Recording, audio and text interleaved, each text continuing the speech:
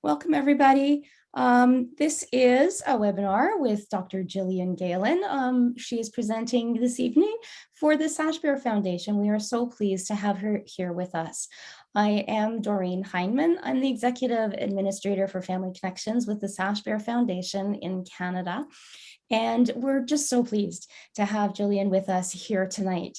She's talking about finding balance through dialectics. And this is one of those words that we all hear and we're not quite sure what it means. We hear things when we do the Family Connections program where we talk about, the tension between change and acceptance and how you need both of them, how we want to be able to balance our needs and somebody else's needs, how we can be trying our very best and need to try harder at the same time. Oh my goodness. So we're so thrilled that Gillian is here to help us dig into this concept a little bit more and understand it better. So for those of you who are not as familiar with the Sashbear Foundation, we are a charitable organization in Canada, and we have the authority to offer the Family Connections program from NEA-BPD across the country. We also do all kinds of other advocacy and education work around borderline personality disorder and emotion dysregulation, and making skills and raising awareness, making things available for family members, as well as people who suffer with BPD and emotion dysregulation. And somebody in their feedback the last time asked me to do this at the beginning of this session. They said, in a webinar, particularly through the pandemic, I feel so isolated as a caregiver. And so I want to reassure you that while you're out there, it's totally okay to have your kids racing around and their dog barking and be eating your dinner because we can't see you, but also that means you can't see each other. So I want to let you know that at this point, there's about 400 people here who are paying attention to this webinar, and we had anticipated people coming from Australia, Israel, the United Kingdom, all across the United States and all across Canada. So please know that you are not alone out there. You are in a great community of people interested in learning about this. So without any further ado, I would like to introduce and welcome Dr. Gillian Galen. Gillian is the program director at the 3 East Girls Residential Center at McLean Hospital. And McLean Hospital is a Harvard affiliate hospital and one of the most renowned mental health institutions in the United States. And she is not only the director at 3 East, but also the director of training for the 3 East continuum there. That means she knows a lot about DBT and a lot about treating people with DBT who really, really need these skills. So I don't think I need to say anything more about Gillian. She can tell us what else we need to know. So Gillian, thank you for being here with us today. Thank you so much, Doreen, and thank you all for having me and for spending an hour of your evening with me. Yes, please eat your dinner, have your kids running around. I have bribed my children to try not to run around in my background, but they might. So we'll see how it goes. So I was really excited when Lynn had asked me to do this talk, and I simply asked her what she thought would be helpful, what would be a good topic that would be helpful for everybody. And she suggested dialectics, which I thought was really a really neat idea, because as I think about all of the teaching that we do in DBT, we spend some time on dialectics, but I think there's so much more time we could spend. So I am quite excited to share with you some thoughts and some skills around hopefully expanding both your understanding and your practice of dialectics. So here we go. Okay, so the D in DBT. Okay, so remembering that DBT, so dialectical behavioral therapy, right, is the synthesis between cognitive behavioral therapy on one side and mindfulness-based therapy on the other side. So cognitive behavioral therapy, a change-based therapy, and mindfulness-based therapy, an acceptance-based therapy. So in developing DBT, Marsha Linehan, who created this treatment, found that there was a group of people. She started with very suicidal, self-injurious women at the time, who were getting stuck in the hospital, and they couldn't get out of the hospital, or they would get out of the hospital and they would land back in the hospital.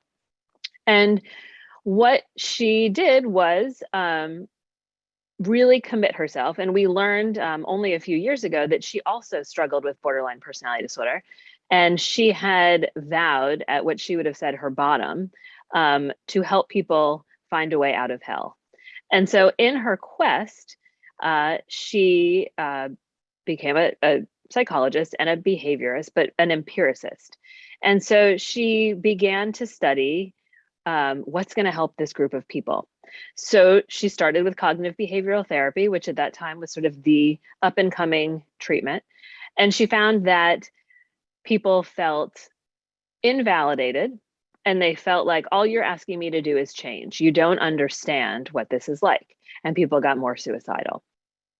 So then she swung to the other side, having a Zen practice of her own. And she did a study where the intervention was a mindfulness-based intervention, and people got worse. Okay. They said, all you want me to do is accept this. Why aren't you going to help me do something differently? At which point she realized, I think we need both of these, but needed to integrate them. So she actually inadvertently came across this idea of dialectics from somebody else in her lab, and began to think about this idea of synthesizing the two. That this idea from dialectics, right, and you see on the slide, right, is that two opposing things can exist at the same time, right? So you can look in the little cartoon. I can both be independent and I can ask for help. So she synthesized mindfulness-based treatment with cognitive behavioral treatment. And in DBT, we sort of toggle between sometimes more acceptance, sometimes more change, and sometimes we have to synthesize and just sit with them both existing at the same time, right? Maybe we're pushing a little bit more on acceptance or a little bit more on change. So, a nice little quote. So life is about balance, right? Be kind, but don't allow people to abuse you. Trust, but don't be deceived. Be content, but never stop improving yourself, okay? So dialectics. So if you look up dialectics in the dictionary, this is what you get. So it is the art of the investigation of discussing the truth, and the truth of opinions. And a second definition, the inquiry into the metaphysical contradictions and their solutions, okay? So this is what we are going to try to do. How do we live a balanced life, right? Where we're looking at multiple perspectives. Okay, so dialectics in DBT. So Doreen talked a little about this. The foundational dialectic that we work with is one of acceptance and change. Okay? So you all learn in DBT, you learn your acceptance skills, which are your mindfulness skills and your distress tolerance skills. And you learn your change skills, which are the modules of emotion regulation and interpersonal effectiveness. So acceptance and change is simply the guiding dialectic, right?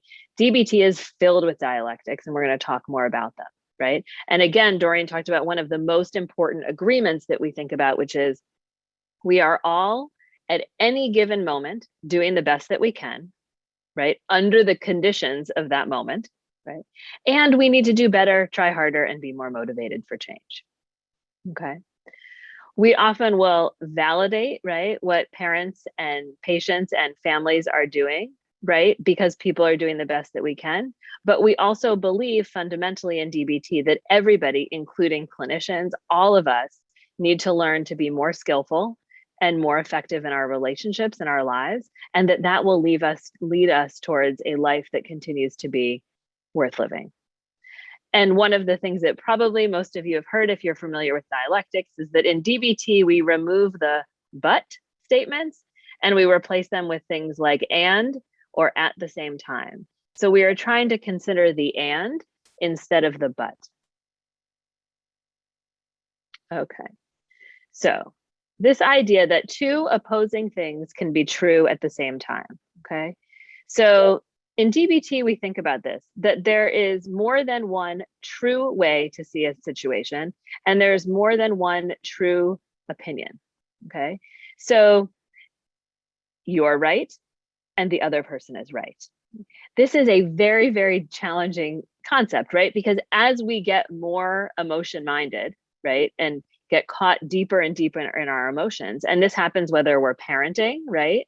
We can see this in our kids, is that the deeper we get in, the more narrow our thinking becomes, right? And the harder it becomes for us to think about this idea that there are multiple ways to look at a situation, okay? So when we are practicing dialectical thinking, we are trying to find the multiple truths in whatever the situation is in front of us, whether we agree with those truths or not, okay?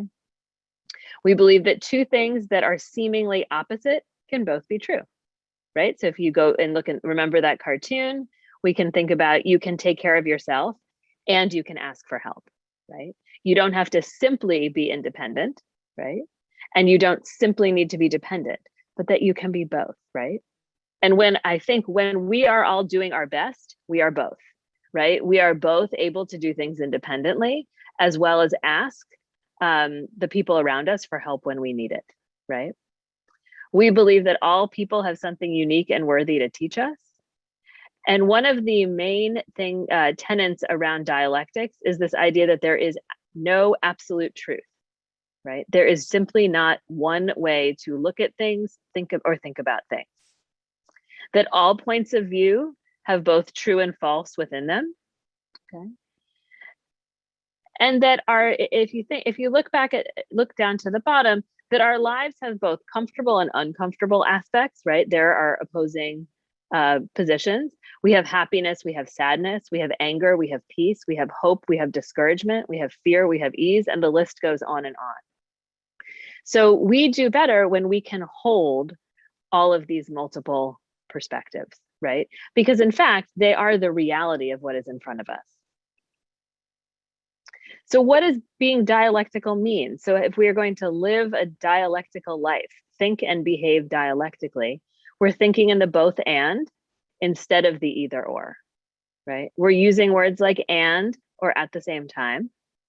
We're being open to the possibility that we could be wrong. So one of the wonderful things about being dialectical is that it actually makes us much more open to feedback, right? And it helps us stay open, realizing like, I knew this piece of information, I drew this conclusion, and I could be wrong, right? Maybe I'm not right. Maybe I'm missing information. And it keeps our mind open to try to figure that out, right? And so we're constantly we always say we're looking for what's left out, right? What might I be missing in this situation? And when you can keep your mind open, if you've ever had experiences with loved ones where you get really angry or frustrated or certain, right? All our own sort of characteristics of emotion mind, right? We tend to get very focused, right? There's that emotion mind. We get very focused on our own experience and our own perspective. And we forget to open our mind to think about like, what am I missing, right? Why didn't she call? Why didn't she follow through on her plan? What other explanations could there be? Okay, so we let go of that black and white thinking, right? And so again, many people that come to DBT struggle very, very significantly with black and white thinking. And the beauty of dialectical thinking is it helps address that all or nothing thinking and expand it to that both and, right? So it's the opposite of black and white thinking, right? When we can think dialectically about another person's experience, right, or behavior, it becomes much easier for us to validate another person's point of view, right? Because again, we understand that there's wisdom in another point of view.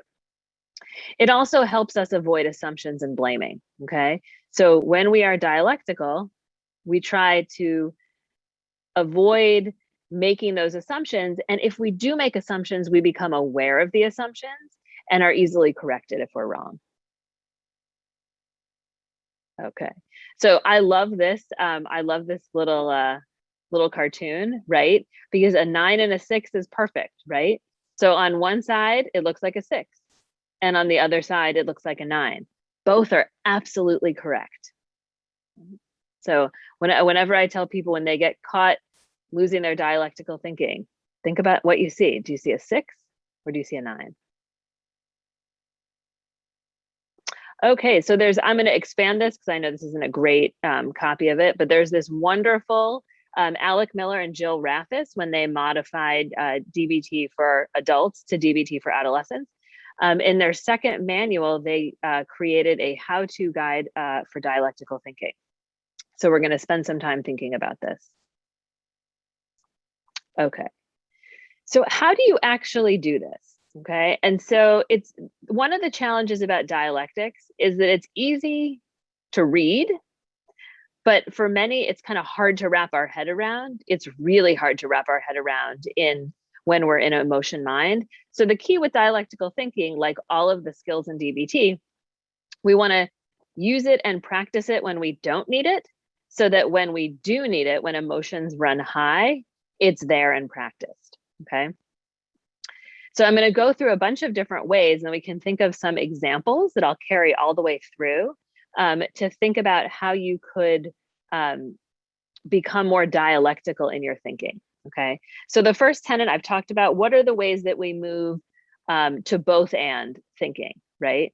And one of the keys, so a wonderful red flag to keep in your mind is we have lost dialectical thinking when we use words like always, never, and every.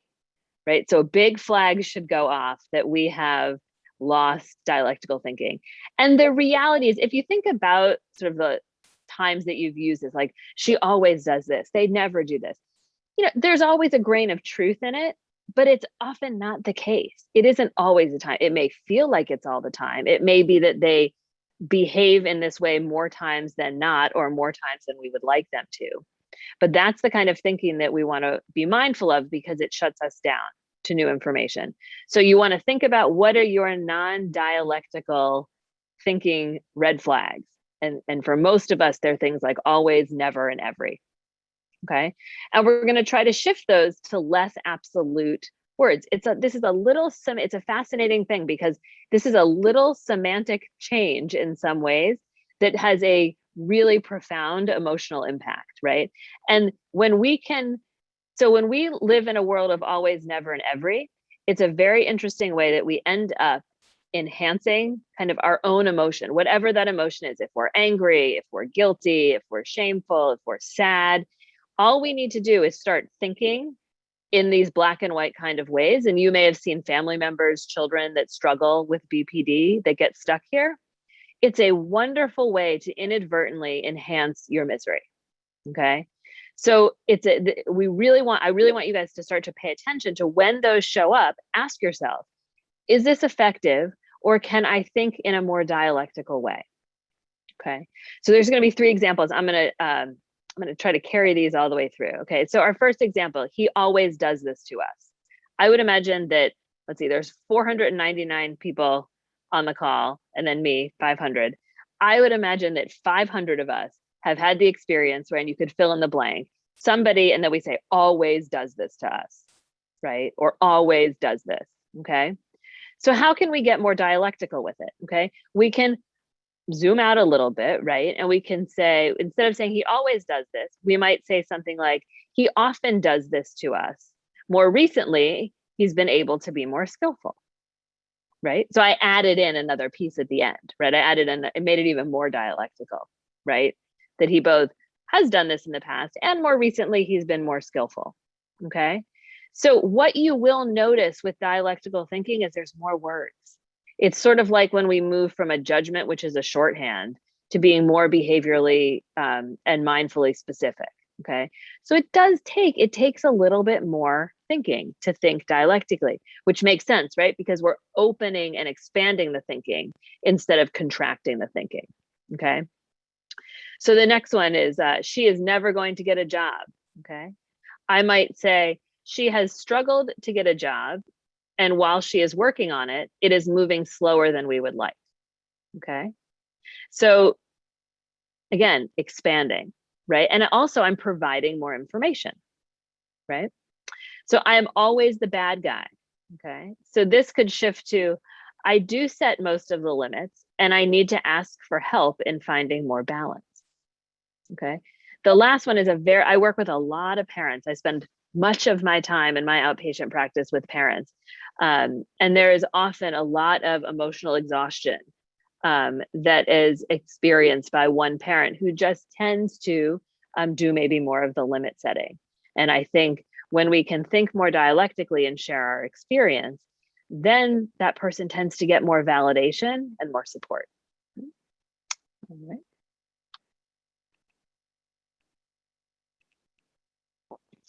Okay. So number two, so the next sort of way to enhance your toolbox of dialectical thinking is to practice looking at all sides of the situation and all points of view, right? So you want to think about how to, again, expand that thinking. And this time it's not going to be just focused on the always and never, but we're actually going to expand more, and we're going to start to challenge ourselves to think from all points of view, right? So going back, I'm going to carry these same examples. He always does this to us, right? So I might think to myself, what am I missing about this behavior? What might he be thinking or feeling? What role do I play in this pattern? Okay, so I've expanded my thinking even more, right? So I've expanded from what does he do to us to me getting curious about what is it about this behavior? What might he be thinking and feeling that he's doing this? And do I pay, here's another point of view. Do I play any role in this pattern? May I be inadvertently reinforcing a certain behavior, right? Can I change how I interact, which might change the outcome of whatever the interaction is. She is never going to get a job. Okay. Why would she not want to get a job? Are there benefits to not working? Is she worried about managing a job and her mental health? Okay. So again, I'm looking at multiple points of view. What's going on in her mind, right? I might be I want to think about what is going on in her mind that she's not doing this. Is there ways in which not getting a job is reinforced? There's point of view number two. And, maybe I start thinking about, maybe she's worried about managing this. Okay. So now I've already started to expand. Is it a wants issue? Is it being reinforced that she's not getting a job? And does she actually have a fear about maybe not having the skill set to manage or not having the confidence in her skills? Am I always the bad guy, right? So this goes to, why am I taking on that role? Am I able to ask for help? How did I end up here? And what can I do to change this? Okay. So again, this is then making, expanding my curiosity, right? Thinking about how I got here. And what you'll notice with all of these, when we start to take multiple points of view, it can help us figure out what our next steps are. Do I need to do some validation of myself or another person? Do I need to move into problem solving, right? For myself? Do I need to ask for help? Okay. 3, so we have to be open to alternatives, right? Now, this can be challenging because the deeper we fall into emotion mind, the less open we tend to be for alternatives. So if anybody has ever had an interaction with someone else, could be your child, could be someone at work, could be your co-parent, could be your own parent. If you've ever had an interaction where somebody is arguing something with you in emotion mind, you've probably experienced that no matter what alternative explanations or alternative positions you provide, the person cannot take that in. Okay. That is the nature of emotion mind, right? So again, as we get more emotional, our thinking gets more narrow, it gets much more constricted, and we don't take in alternative, possibilities, different ways to problem solve, right? And that's when we get somebody being logical with someone in emotion mind, and then everybody just joins in emotion mind and is sort of miserable, right? So when we are intentionally working on dialectical thinking, we are open to alternatives, right? Maybe my perspective isn't the right perspective. Maybe there's something that I'm missing and I need an alternative explanation, right? He always does this to us. It feels like he always does this to us. Is there an alternative explanation? Are there ways in which this time is the same and different from last time? Would he say this is the same? Okay, so when I am thinking dialectically, I am actively seeking out alternatives. I am trying to open my mind to other alternatives. And this can be a dialogue between people. It's great. If this can be a dialogue, we can help each other move into dialectical thinking, which is wonderful. She is never going to get a job, right? I can't know if she will never work. What is her perspective on this, right? I am always the bad guy. I feel this way often, and I wonder if I'm missing when others are also holding limits or saying no, right? So thinking about like, wait a minute, I feel this way, but am I missing something, right? So mind opening. Okay. The next one, this is huge. And this is a great help around not falling into emotion mind in general, which is we need to replace the you statements with the I feel statements. This is, I think, like therapy 101. I think lots of different therapies tell people to work on their you statements and shift them into the I feel statements, because it opens up our mind, right? And again, it helps us not fall deeper into emotion mind. So he always does this to us. I feel like he does this behavior a lot, and I'm feeling hopeless that things will change. Okay, so what's great about this is, first of all, if I am on my own and I can think that way, I can self-validate much better, right? Because I'm now getting into connection of how I feel. If I'm sharing this with someone else, I can get validated by someone else. Like I'm much more clear, right, at my thinking, with my thinking and with my feeling, right? So another person is going to understand this better, right? She is never going to get a job. I feel like she's never going to get a job and that things are not changing. Okay. What you'll also notice is it's a softer feeling when we start thinking and talking this way. It's softer. Okay. I am always the bad guy. I feel like I am being the bad guy too much, and I need your help to balance out our parenting around limits. Okay. So when we do I feel statements, we also do a much better job at asking for what we need, right? And helping other people understand that. 5. Okay. We're going to accept that there can be multiple opinions and points of view that are each valid and true, even if you don't agree with them. Okay. This is hard. Okay. This can be really, really hard. I think one of the biggest challenges around this that many of the families that I work with find themselves in is that they and their child remember the past differently, sometimes slightly differently, and sometimes very, very differently, right? So, and this can be an area in which families really, really struggle. Because they'll say, you know, everyone will end up feeling invalidated unless we can join together and recognize that we can have different memories of what happened, right? And we can work with one another to understand the validity of each person's perspective. That's really hard work. And it can take a long time because, you know, sometimes people grab onto dialectical thinking quicker than others. Okay, so back to our example. So he always does this to us. I can see your point of view, and I have to say, I have seen him be more skillful lately. Okay. She is never going to get a job. I can see that you're frustrated, and I disagree. I think she is making slow and steady progress. I am always the bad guy. I know you feel like you're doing most of the limit setting, and it is important to recognize that I have been pitching in more and set quite a few limits this week. Okay, so both can be true. Okay, so we're really thinking about, and so you're going to use statements like, I can see your point of view, I can hear your perspective, right? I can recognize that this is where you're coming from. And the key here, so the pitfall in multiple opinions is the but, right? So everything falls apart when we say, I can see your point of view, but, right? The and is the one that semantically keeps them sitting equal. Once you use the but, the first whole part of your statement becomes of less value. So you gotta, so work with, some people don't like to say and because they feel like it grammatically is clunky. You can always say at the same time. You'll often hear a lot of people that start to learn DBT in the beginning, they'll say and as sort of an emphasis to emphasize the dialectical nature of it.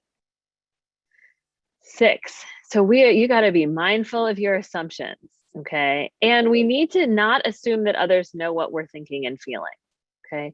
So assumptions are really, really tricky. We make assumptions in a split second all of the time, okay? So one of the mindfulness practices is to really, really think about what are the assumptions that you start to make, right? What drives those assumptions, right? So some people will say, when I get really angry, like this is the way I go. And some of us have our own sort of reel of assumptions, like, and if you think about the training, the DBT skills training assumptions, right? They ask us to assume things like, People are doing the best they can, and they can do better, try harder, and be more motivated to change. There's also a wonderful assumption that people want to improve. Okay. So one of the things about the behaviors when people struggle with borderline personality disorder and those types of symptoms is that what Marsha Linehan, who created DBT, found is that a very, very common assumption is that people don't want to get better, right? That when we get frustrated because we can't help them, because the treatment isn't working, because they're maybe getting better, but it's slower than we would like, that they're going back to old behaviors, right? That it is really, really easy for people to say, well, they don't want to get better, right? Life is easier if you are on disability, not going to school, in a hospital, but, sort of fill in whatever it is, not having, staying in the resource room and not having to go to class, that these are really common assumptions. The good news about it is that if we can pay attention, if those assumptions arise without judgment, we can notice those assumptions and work with them, right? Notice that that is not a useful assumption, right? Because we know that everybody inherently wants to improve, even when we get frustrated with them, right? Even when we feel like people are stuck or we're stuck, okay? So one of the things I really want you all to think about is I want you to think about what are some of the common assumptions that you make about your loved ones. So it may be your partner, someone you're co-parenting with, your child that struggles. Think about, and I think the interesting thing about assumptions is people make lots of assumptions all the time, but sometimes there's a couple problematic assumptions that we jump right to when we are scared, angry, and sad. So I would ask you to think about what are the kinds of assumptions that you make when you feel those emotions strongly, right? And how can you, and do you assume other people know what you're thinking or not? And how can you work with those assumptions to not only pay attention to them, but when those assumptions arise, can you work with them to become more dialectical in your thinking? Right? How can you expand? How can you remind yourself that that's an assumption, right? And that you don't know that, right? So you can also help another person, right? So if someone, were to say to me, he always does this to us, I might say to them, what do you mean by that? Can you help me understand exactly what behaviors you're feeling frustrated by? Okay. So it could be very easy to join that person in non-dialectical thinking, right? Yes, he does. And then we can vent about it and be, and there's validation in that, right? I mean, we can kind of join into misery and get validated by each other for a while. But we know that that kind of venting actually is really pretty ineffective. And after just a few minutes, it ends up escalating our own emotional experience. But if someone were to say to me, Gillian, what do you mean by that? Like, help me understand, like, what is this? Like, what is he always doing to us? Then I'm going to start to be able to open my mind again, right? And maybe by talking to the other person, I'm going to be able to get more dialectical in my thinking. She's never going to get a job. I might say, can you help me understand what you mean? It feels like you are at the point of giving up. Is that the case? Okay. Now, this is what's interesting about this one is it's kind of a level 1 validation, right? So if you remember if you have learned those different levels of validation, right? Finding the wisdom in the other person's emotional experience, right? We're just saying that given who that person is, it makes sense. So the first type of validation of the 6 that we learn, right, is just being present and being curious, right? Being open to somebody's experience. So when and often it can be most helpful when somebody is quite upset, right? And often when people are more upset, they're less dialectical in their thinking. So this is a great way to both expand dialectical thinking as well as validate someone. I'm always the bad guy. I might say, what do you mean when you say that? Right? So instead of getting into an argument, you're not the bad guy, I did this, here's this, I might just ask, what do you mean? Like, help me understand what what it feels like, what I'm missing, what I'm not understanding, and what your experience is. So 7, do not expect others to know what you are thinking. Yeah, this gets us all in trouble, and I'm sure everyone has at some point in their life fallen into this pit. It would be really nice sometimes if people knew what we were thinking because they could validate, right?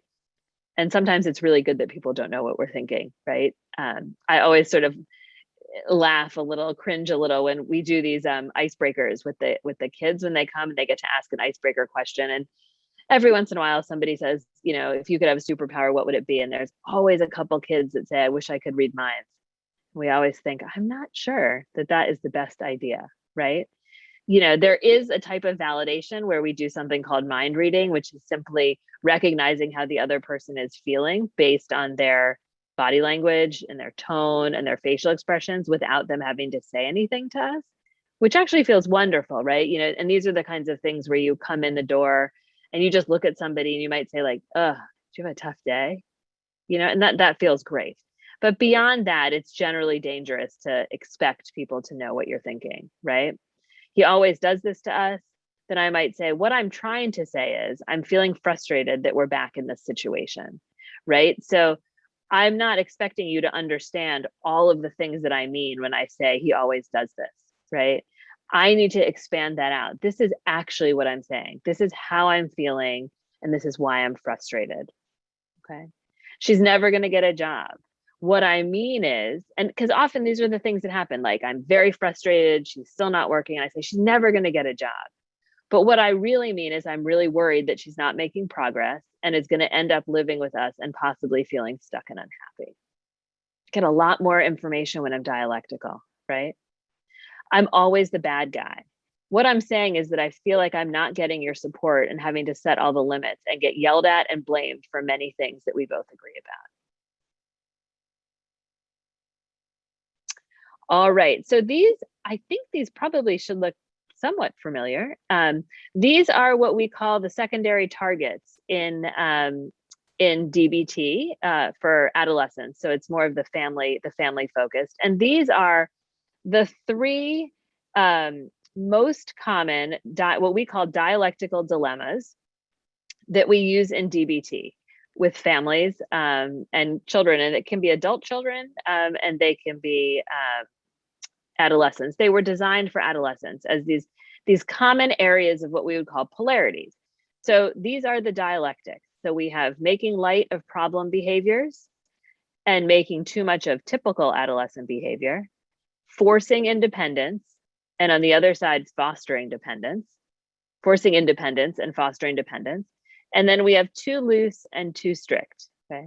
So I'm just gonna talk a little bit about how we work through these dialectics. So the first one we have is fostering dependence on one end of the dialectic and forcing independence on the other side, okay? And you know, these are called middle path skills, which is a little bit of a misnomer because we're not looking to be in that perfect spot in the middle, right?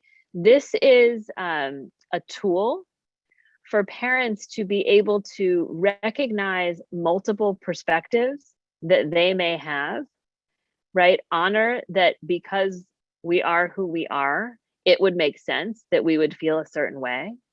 And then use it as a tool to discuss, maybe you move more towards my side, maybe I move more towards your side, or maybe we come up with something that's completely different, okay? But the thing to understand about dialectics is they are a synthesis of multiple perspectives. They are not a compromise. Compromises are fine, but that's just not a dialectic, okay? So we think about fostering dependence and forcing independence. So on one side, you can see how if you have a child who has any kinds of deficits, right? We often see this a lot with anxiety, kids that are very, very anxious, kids that have ADHD that are very, very disorganized, that often what will happen is that this will cause a fair amount of distress and parents will move in to support the kids, right? So what we'll often see is we may have an adolescent that comes to 3 East, maybe they're 17 or 18 years old, and they have a lot of anxiety about like ordering in restaurants, calling to make doctor's appointments, doing any of those kinds of individual, kind of, age appropriate kinds of things that would be independent. And what we learn is that from a very young age, they were very anxious. And what would happen is, like, the family would go out to a restaurant and the kid would struggle so much, and they would, be really quiet, or they would be really just very, very anxious, and they would not be able to order. So the waitress would come to the table, or the waiter, and everybody would order. And then the spotlight would be on this adolescent who would freeze and look in great distress. And then the mother, the father, the sibling would simply order for the child, for the teen. Now, what happens is that kind of fostering dependence becomes very powerfully reinforced, right? Because once whoever orders for that child orders, everyone feels better, right? So all of a sudden, so we work on negative reinforcement, the removal of something aversive. Okay, that's negative reinforcement. It's not a good, bad thing. It's a removal of something that is aversive. So mom goes in and orders, says, she's going to have the whatever she's going to have. And then mom feels better, dad feels better, sibling feels better, and the adolescent feels better, right? So it gets very powerfully reinforced. And so over time, parents will end up inadvertently fostering dependence. This happens around organizational skills with a lot of very bright kids with ADHD, right? Until parents get very burned out by it. So what should happen is, and what typically happens with kids that don't have some of these difficulties, is that the kids will guide us towards that independence, right? So when kids are young, you do a lot for them. Then as they grow up, you do things with them, right? You teach them how to make those phone calls. You sit next to them while they call their doctor and make an appointment, right? You go up to the counter and you stand next to them while they order, right? And then as they master it, they begin to do it independently, okay? But often what happens with kids that come to DBT, for many of them, is that there has been very well-meaning dependence fostered, okay? And then what can happen is that what we see often with parents is that the kids turn 18 or they get older and they start to realize that, like, all the other kids that their child's age can do this on their own. So they now need to do it on their own. So they swing all the way over to the other side of the polarity, right, of the dialectic, and they say, you're 18, right? You should be able to manage your meds on your own, and pack your med cassette. You should be able to get on the bus by yourself. You should be able to order at a restaurant. You're on your own, right? So the flip side of that dialectic is, on one side, we foster dependence. And on the other side, we are forcing independence before there is a skill set developed, right? So the synthesis is, we need to recognize that we have fostered dependence, well-meaning, and we need to work towards skills training so that in time they can be independent, right? What can happen is that people can ping to these extremes without the synthesis, right? So I force the independence, you can't do it, so I go back and do it for you. Okay, so that's your fostering dependence and forcing independence dialectic. Okay, the next common one is too loose on one side and too strict on the other, right? So which is also called excessive leniency on the too loose side and authoritarian control on the too strict side. Now, this is a really tricky one because often parents, when they're co-parenting, there tends to be a parent, based on who they are and their own upbringing, who tends to be the one that is more lenient. And there's often a parent that tends to be more strict. So this is one of those dialectics that both parents can end up on the too loose side, both can end up on the too strict side, or they can end up polarized on either side, which causes all sorts of problems. But this is a great tool, right, to pay attention to that, okay? So one of the things that can happen around the behaviors that bring people to DBT is that parents, so this is often a dialectic, many of these dialectical poles are driven by fear. So we're never in a good spot if we're all the way on an extreme of anything, okay? So what often can happen is that many of the dangerous behaviors that the kids end up using, self-injury, suicidal behaviors, substance use, risky sexual behaviors, can lead parents to be more authoritarian in an effort to control the environment, right? They can't do this. We're not having this, right? We take things away. We don't let them go places, no phone, no car, no social media, whatever it is. When we are on the too strict side, all the way to the end of this dialectic, we are trying to control the uncontrollable, okay? The danger of the too strict side is that we know that well, first of all, you never want an adolescent or a young adult who has nothing to lose, okay? So if everything is taken away, kids sort of like, well, I don't have anything to lose, right? And they end up going underground with their behaviors and things get even scarier, right? The other thing that often is a problem with the too strict side is that if you're all the way at this extreme, you're trying to control an environment that you can't control, it doesn't work. So you're at very high risk to swing all the way over to the other side and say, like, I give up, right? Willfulness arises, I give up, and just become extremely lenient, right? The other challenge around the extreme lenient side is the walking on eggshells phenomenon that happens, is that people will often say, I can't believe I'm letting this go. I can't believe I'm parenting like this, because they're so frightened by their child's behavior. So you can see this is a really, really difficult dialectic, right? So you need to work to, number one, pay attention. Am I sitting at the poles, right? Which is probably not good. Am I pinging back and forth? Are we split? Are you leaning on the too strict and am I leaning on the too loose? How do we recognize both of our positions and synthesize them to come up with something that is going to be more helpful, closer to our parenting values? Okay, so there's going to be multiple perspectives along here. Okay, the last dialectical dilemma or tension that we talk about is making light of problem behaviors, right? Which is normalizing pathological behaviors, or making too much of typical behaviors, okay? And this is pathologizing normal behaviors. This is a really tricky dialectic. It's very hard because all of us grew up and had adolescence and young adulthood that was very different than the kids today. Most of us didn't have cell phones. Most of us didn't have social media. It was very, very different, right? So what was pathological, what is pathological and what is not so easy to figure out. It's also can be dependent on our culture. It can be dependent on our own value system. One of the things that's very challenging about this dialectic that I work a lot with parents around to try to figure out a synthesis is many times pathological behaviors get paired with normal behaviors. Okay, so very, very typical for adolescents to get really angry, right? Or frustrated or mad, maybe swear a little bit, run upstairs, slam their door, stay in their room for a while. Like, all you hear is music blasting.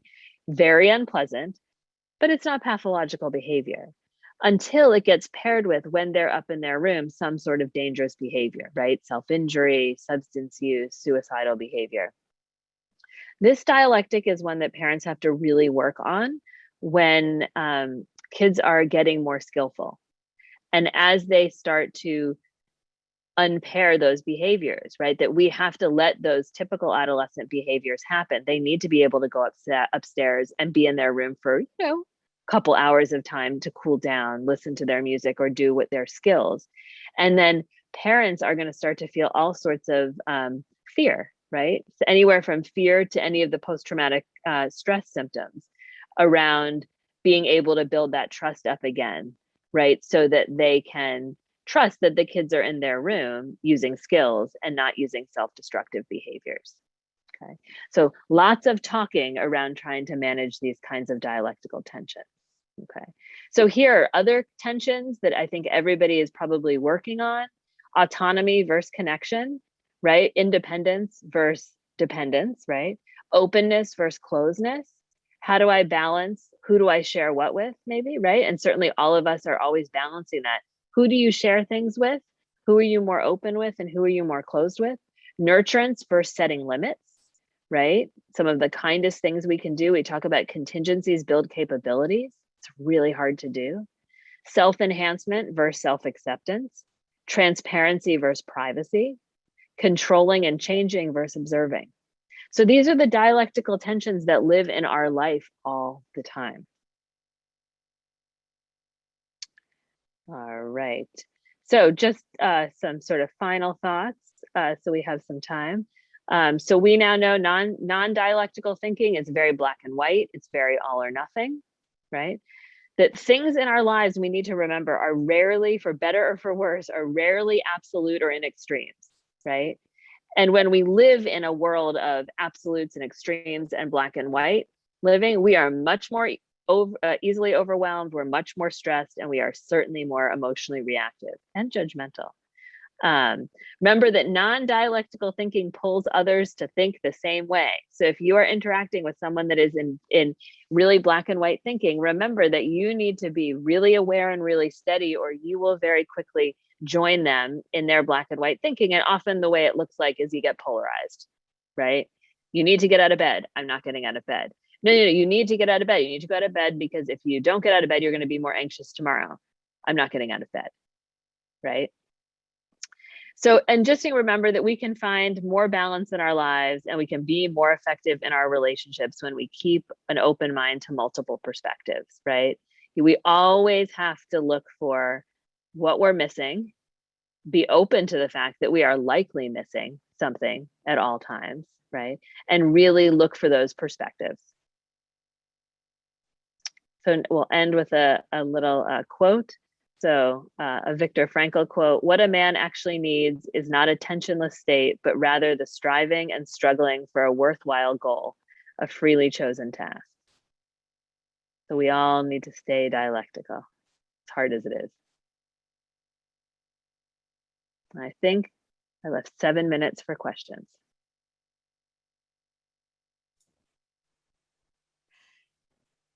That's wonderful. Thank you so much. That was so interesting. And I have light bulbs going off all over the place in my mind.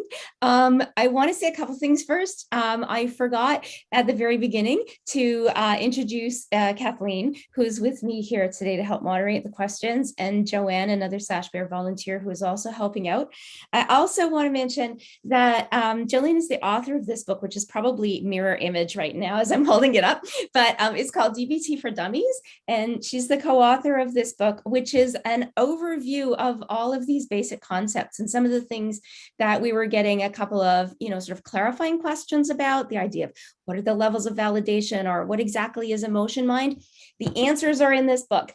So, and many other DBT books out there, and I know this is not the only book either that Gillian has written, but it's a really good one to look out for. I have a question, which is one of those simple questions that has a complicated answer, I know. How long does it typically take an adolescent to learn DBT strategies? Yeah, so this is a great question. I wish I had a good answer, and it depends how they learn it. So if you're in a standard model, like a standard model outpatient DBT program, I would say you could bank on about a year, about sort of 6 months. They usually will do 2 rounds of a skills group. So it's usually, 6 months to a year if people are really kind of, are motivated, if the kids are really engaged. If you go to, programs like 3 East or some of the more intensive programs that are more residential, sometimes you can get those skills on board a little bit faster. But DBT is a slow, it's not a fast, it's fast if you compare it to a lot of other treatments, where people do more psychoanalytic or psychodynamic treatments that take many, many years. It takes a while, because I think one of the challenges with DBT is actually teaching the kids the skills is not the problem. They are very primed to learn. Kids are great in that way. That's what they do. They go to school, they learn. The challenge is application, right? So the first part is skills learning. The second is skills application, and then skills generalization. Like, they have to learn the skills, they have to be able to use them when they're very dysregulated, and then they have to use them in all the contexts of their life, with their friends, with their parents, at their job, with their coach. So, it's a journey. It's a For those journey. of us who are parents and family members trying to learn these skills, it takes us just as long because we have to go through all those same stages too, right? Which It's is true. why so many of us keep coming back to family Yeah. connections or to more and more, right? Yeah, it's repetition. You know, we tell people practice when you don't need them so that when you do need them in those times of emotion, because remember, when emotion is high, it's very hard to think.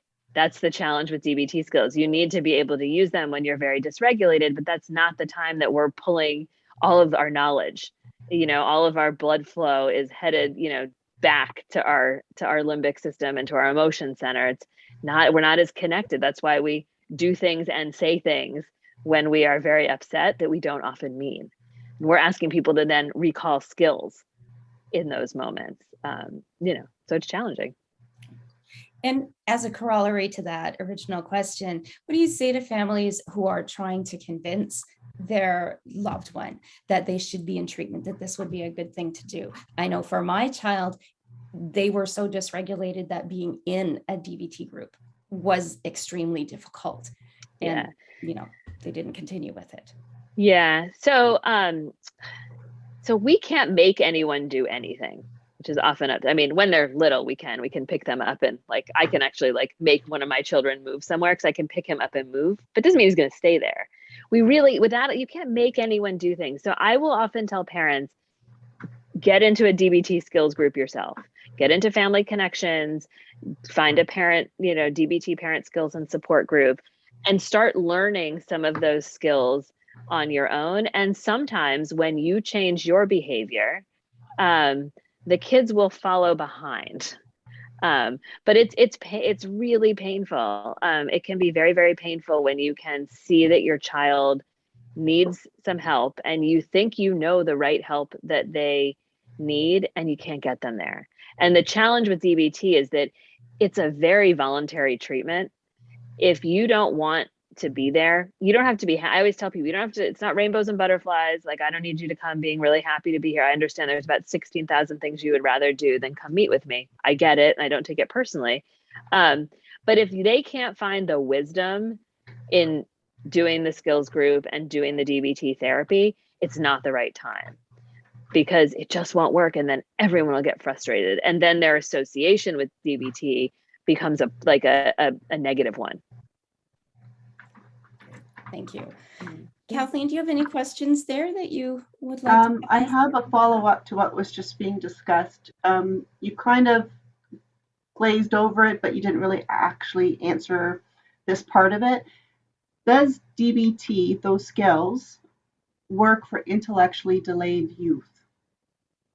So it probably depends on the nature of sort of the intellectual disability. There are some modifications. There's somebody, I wish I could remember her name. It is out there. If you Google it, you might be able to find it. There's actually somebody that modified DBT for people with intellectual disabilities. I'm not exactly, I think they sort of did it around an IQ range, and I'm not sure exactly what that range is, but they did actually do a lot of work really modifying the skills because there is DBT, even they've modified DBT for children now, but adolescent DBT does require a reasonably high, you know, average to high average intellectual ability because it has a lot of metacognition and a lot of abstraction and a lot of thinking about sort of how I'm feeling and self-reflection and other people that can be challenging for some types of cognitive or intellectual disabilities. But there is some modifications out there. So it would be good looking at that. Yeah, that's good to know because sometimes in our groups even, we have people who have autistic children, high functioning. We have other conditions that also affect what their child behavior is. Yeah, and there is some there's certainly some efficacy. I mean, the challenge with autism spectrum disorder is at the spectrum, right? So kids that are on the higher end of the spectrum of the autism spectrum have done pretty well with DBT. They struggle with the interpersonal skills, not surprisingly, you know, and so it often feels like there's not enough social pragmatics for them. And so you need to supplement them. You need to have a therapist that can do DBT and teach them those skills, and also work around social pragmatics.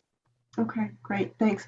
Now, on that same kind of strain, how do you get the youth to engage and accept trying DBT therapy? So DBT has a fair amount of part of DBT. The beginning part of DBT is what we call pre-treatment, and there's a lot of commitment strategies and motivational work that people do early on in DBT. DBT therapists are a bit of like salespeople. So there's a lot of selling the treatment to people. Like, this is why I think you should do this. You tell me what your long-term goals are. So if kids and adults that come to DBT have goals, we can help them see how by doing this treatment, it's going to get you to this point that you want. And we love to find short-term goals and long-term goals, and then break down the long-term goal to all the different steps of the short-term goals. And, think about with them, how are the struggles that you have, whether it's with mood or behavior, getting in the way of getting you to that goal that you want, right? And it's hard. Some kids come and they're very depressed, and it's hard to even find a goal. So then we have to start with finding a goal. But the idea is that we help people try to figure out that, like, if you do this treatment, it's not an easy treatment, it's quite demanding. It's unlike a lot of therapies where you just go in and sort of talk. We have a diary card you have to track every day. We have a skills group you have to go to. You get homework. It's a very active, demanding treatment. So we work really hard at getting commitments around these behaviors that I'm doing are like messing up my life, and they're getting in the way of the things that I want, and they're getting in the way of my goals. And that's usually how we get people committed to do DBT, like to sign on basically to do the treatment. Yeah. Well, I know that the DBT treatment is effective. My son in his early 20s took it. It was a course of 18 months by the time that he actually sort of like graduated from it. But he's very effective in his communication now. He's not clear free, but he is very stable because he knows how to use the skills. And then with our family connection skills that we learn, it complements what he's already experienced. So they kind of go hand in hand. It's great. I always tell people, when parents learn the skills and practice the skills in their life as well as in their parenting, kids do better faster. Yeah. So it almost always happens. Everyone does. The whole family does better. But the kids' treatment moves faster when the parents also learn the skills. And it's not that they learn the skills just to have a common language or to use it for parenting. It's that as they into their lives and you have a common language, things move faster. I mean, it's still slow, but it moves faster. Right. Doreen, I'll pass it back to you if you have questions. I think you do. Yes, of course, they always come in as once we start asking. So I have an interesting one here, which is how do we move forward? And here's the cameo. Yeah. Can you say hi? Can you say hi? This is Jack. This is his cameo moment. Okay. Hey, Jack. That's great. We are all about family life here. So if we want to support our loved one in their future plans, but they're constantly changing, right? Like that changeable nature. How do we find the balance between sort of supporting what they're saying now and supporting what they said yesterday about what they want to do, and really being realistic? How do we sort of navigate through that? Yeah, so one of the challenges with borderline personality disorder is what we call mood dependent behaviors, right? That things change based on people's moods. But thanks.